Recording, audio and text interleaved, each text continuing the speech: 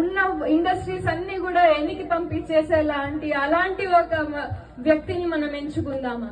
మన చేతిలోనే ఉంది. మనకి దేవుడు ఇచ్చిన ఒక వరం అంటారు కదా, అలాంటిది ఓటు హక్కు అనేది. మన రాష్ట్రాన్ని మన చేతులతో మంచిగా నిర్మించుకునే ఒక గొప్ప ఆయుధం.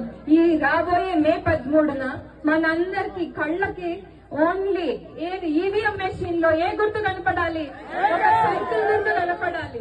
మనకు సైకిల్ గుర్తు ఉంటేనే వస్తేనే అక్కడ పసుపు జెండా ఆంధ్రప్రదేశ్ రాష్ట్రంలో అక్కడ పైన ఎగిరితేనే మనకి, మన కుటుంబానికి, మన పిల్లలకి భవిష్యత్తు అంటూ ఉండేది. పిల్లలకి మా పిల్లలు 2వ క్లాస్ చదువుతున్నారు, ఇప్పుడు అయిపోయింది. వాళ్ళకి మొన్న క్యాపిటల్స్ నేర్పిస్తున్నాను. అమ్మా, ఆంధ్రప్రదేశ్ రాష్ట్రానికి క్యాపిటల్ ఏదమ్మా అని అడిగితే నాకు చెప్పుకోవడానికి ఒక క్యాపిటల్ కూడా లేకోకుండా చేసేసారు. ఇలాంటి ఒక